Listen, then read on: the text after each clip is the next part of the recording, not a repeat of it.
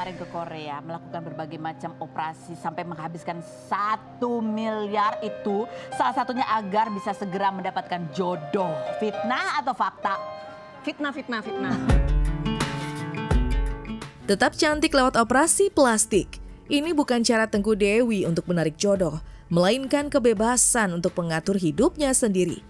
Tapi angka ₹500 000 untuk percantik diri lewat operasi plastik tak disangkal. Bagi sang janda, jalan oplas tak ubahnya investasi pada tubuh. Kecantikan yang dipilih bukanlah kemewahan, tapi cara agar merasa utuh. Ya lumayan ya. Ini kan termasuk investasi juga ke diri sendiri ya. Bentuk self reward juga. Kalau nominalnya mungkin kalian bisa cek Tamitak itu berapa, liposuction berapa, sama breast ya hampir seharga rumah kali ya. Ya beda-beda setiap klinik, tapi yang di klinik aku mungkin sekitar segituan. Di atas 500 lah yang pasti ya. Bagaimanapun pasca melahirkan, Tengku Dewi tak pungkiri bentuk tubuh tak lagi sama seperti dulu. Maka ia tak ingin hidup dalam bayangan kehilangan hingga keputusan untuk jalani beberapa operasi plastik di Korea Selatan diambil. Lebih dari itu, inilah cara Tengku Dewi untuk menjaga eksistensi di panggung hiburan. Apalagi kini dialah yang jadi ayah sekaligus ibu untuk anak-anak. Nggak menutup kemungkinan setelah punya 2 anak, dua-duanya juga menyusui, full ASI, itu pasti ada perubahan yang bikin aku ngerasa kayak, aduh udah olahraga, udah jaga makan, tapi kok ada bagian-bagian yang nggak lama gitu kan. Dan kebetulan memang aku ada ada klinik yang kerja sama di Korea, ada kesempatannya ya kenapa enggak gitu. Prosesnya itu aku Tamitak. Tamitak itu kayak bagian perut, kalau ibu-ibu udah melahirkan tuh kan ada yang namanya pouch belly, itu dibuang. Prosedurnya itu sama kayak operasi melahirkan, sesar. Kalau sesar kan setengah, ini full. Dari sini sampai sini, ini sebenarnya aku juga masih pakai korset. Ini baru 2 minggu pasca operasi. Terus aku juga di bagian breast atau bagian dada itu di lifting atau dinaikin karena memang udah menyusui pasti berubah, sama liposuction di bagian lemak bagian tangan.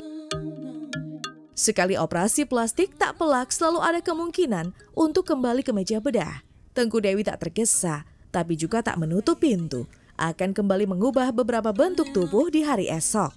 Jadinya kan ketagihan kan, karena memang hasilnya itu nyata sesuai dengan biaya yang dikeluarkan. Makanya kayak, mana nih lemaknya, baru 2 minggu udah kayak set magic gitu kan, makanya orang nagih gitu loh. Aku pengen sebenarnya di bagian wajah, cuma aku nggak mau sembarangan, kayak udah ada kepikiran pengen di mana, di Turki yang kayak gitu-gitu, cuma nggak sekarang karena menurut aku wajah belum terlalu urgency ya. Kayak badan aku ngerasa aku nggak pede banget setelah melahirkan dan lain-lain, makanya aku mikir kayak aku mau syuting lagi, ini yang urgent. Kalau muka sih menurut aku treatment aja untuk sekarang masih oke. Tapi beberapa tahun ke depan ya mungkin kalau ada opportunity atau penawaran, ya kenapa enggak?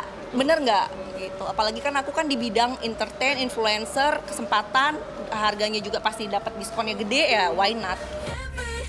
Meski merasa puas dengan hasil operasi plastik, toh suara sumbang terus bergaung. Pro kontra tak terhindar ketika Tengku Dewi jalani oplas. Pada simpul inilah Tengku Dewi hanya meminta satu hal, jangan cepat menghakimi. Putusan untuk oplas tak semudah membalik telapak tangan. Butuh mental yang kuat dan teguh lagi biaya yang tak murah. Kita pernah menjudge orang-orang yang mengambil keputusan untuk operasi plastik. Karena menurut aku untuk operasi plastik aja itu butuh mental yang kuat loh. Kayak dari segi keuangan, dari pas recovery-nya, apalagi di negara orang, itu benar-benar harus kuat mental banget gitu kan. Terus ya menurut aku nggak ada salahnya sih kalau emang semuanya mendukung, itu kan bentuk salah satu kita cinta sama badan kita sendiri. Pisau bedah mungkin mengubah bentuk tubuh, namun kesehatan hanya bisa dipertahankan dengan disiplin. Tengku Dewi menjaga bentuk tubuh dengan jalani pola hidup sehat, serta jaga pola makan. Bagaimanapun, inilah sumber kecantikan yang tak bisa dibeli, tapi diperjuangkan. Minimal banget tuh harus kayak 7-8 jam. Makanya aku kayak jam 10, jam 11 malam aku udah paksain buat tidur. Terus kesini-sininya udah mulai mengurangi gula, kayak makan juga aku udah yang sehat-sehat, yang bernutrisi gitu-gitu, karena ngaruh banget ke badan. Mulai concern kesehatan setelah anak kedua, setelah udah lepas ASI, aku udah mulai kayak concern ke kesehatan karena memang sekarang kan single mom juga, jadi aku mastiin supaya aku tetap sehat karena harus jaga 2 anak kan dan harus kerja juga dan kerjanya juga di bidang entertainment, jadi harus benar-benar jaga fisik, kesehatan, mental, semuanya harus dijaga dan penampilan juga kan. Dan keputusan Oplas bukanlah undangan cinta baru. Baginya inilah ungkapan cinta pada tubuh. Cantik adalah miliknya, bukan alat untuk memikat siapapun. Justru karena sendiri kita bisa memutuskan apa yang kita mau kan tanpa minta pendapat pasangan atau orang lain gitu kan. Dalam kesendirian, Tengku Dewi sejatinya tak merasa sendiri dan hampa. Ada bahagia yang tercipta, apalagi tak harus bergantung pada orang lain. Tak perlu takut tampak sepi. Kekuatan itu justru kian mendarkan pesona kecantikan yang telah memukau lewat operasi plastik. Apa sih Kak tipsnya supaya aku tuh betah sendiri aja? Karena setiap putus aku selalu harus cari pengganti supaya enggak sendirian. Tipsnya adalah belajar untuk detachment atau jangan bergantung sama siapapun. Karena yang bisa menolong diri kita sendiri ya diri kita sendiri. Kayak tadi tuh yang Tasya bilang, orang terdekat kita justru yang sering menyakiti kita. Makanya kita jangan bergantung sama siapapun kecuali sama Tuhan. Nah begitu ya. Bukan begitu Mama Dede? Betul. Setuju banget ya. Ya lagi sendirian juga nggak apa-apa. Sendiri juga nggak apa-apa. Aku juga sekarang sering ngafe sendirian.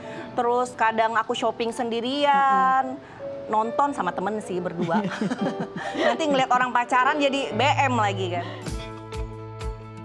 Pada akhirnya, operasi plastik bukanlah soal mengubah wajah atau tubuh, melainkan cara seseorang mengukir ulang rasa percaya dirinya. Tengku Dewi telah memilih jalan itu. Dan dari setiap bekas jahitan, kita belajar satu hal. Cantik yang sejati bukanlah milik cermin, tapi milik perempuan yang berani mengambil alih hidupnya.